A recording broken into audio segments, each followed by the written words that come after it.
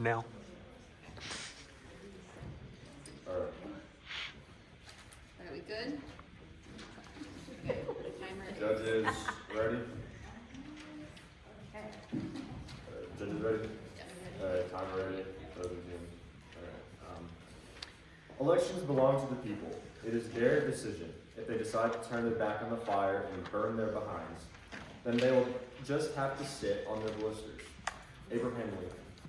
Good morning, ladies, gentlemen, and honorable judges. My name is Ryland, and I stand before you today to affirm the resolution that in a democracy, voting ought to be compulsory. Observation 1 definitions. Compulsory, required by law or rule, obligatory. Vote, a formal indication of a choice between two or more candidates, of courses of actions, expressed typically through a ballot or show of hands. Democracy, a form of government in which people have a voice and the exercise of power, typically through elected representatives. Political polarization. In politics, an increasingly stark and antagonistic division between political parties, groups, and viewpoints, and the accompanying decline of moderate or centrist positions that normally mediate those differences. Equal representation.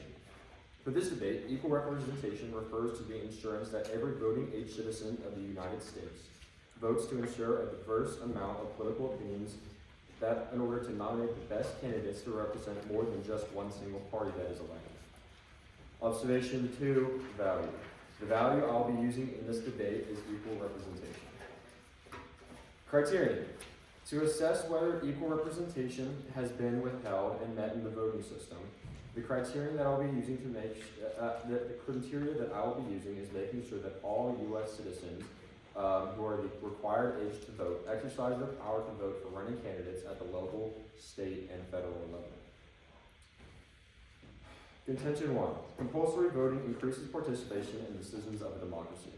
If we look at America's most recent elections in 2024, you can see that a large number of the voting-age citizens sat out and didn't participate in the voting process.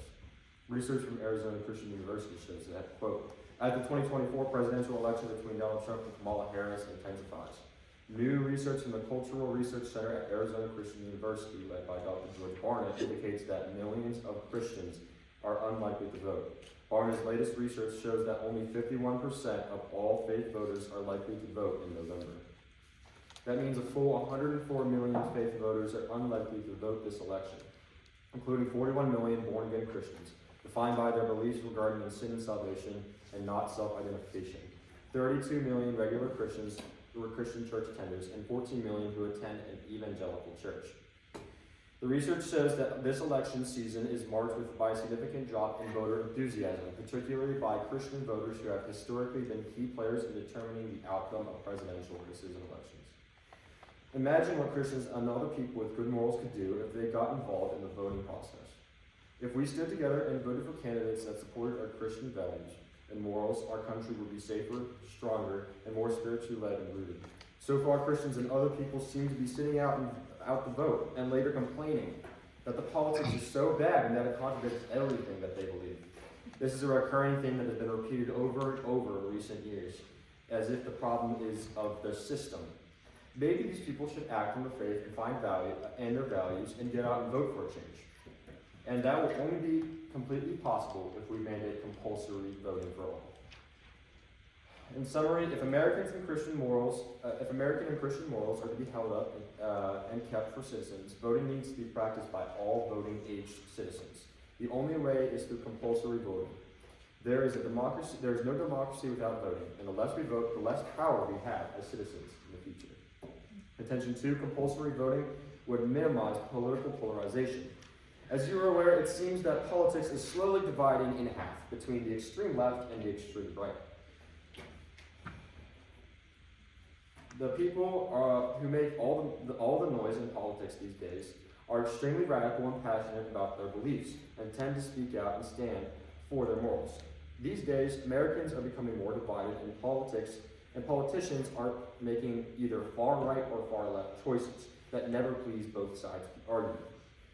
If the quieter people who still have amazing values, but usually sit out to vote, like Christians normally, would be mandated to practice their civil duty to vote during elections, maybe the political polarization would would be minimized, and it would be balanced due to diverse amount of opinions.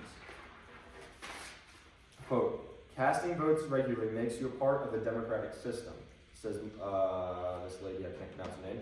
This means voters are not so drawn to ideas of margin compared to those who never or rarely vote. If the full range of voters actually voted for political leaders who are exquisitely attuned to followers, would go to where the votes are, away from the extremes. In summary, compulsory voting minimizes political polarization as it requires the minority parties to get out and vote for their belief despite political pressure by the radical left and the radical right. This, in turn, would minimize the political polarization for the politicians who will be elected in order for them to make more moderate decisions that equally satisfy the majority of the population.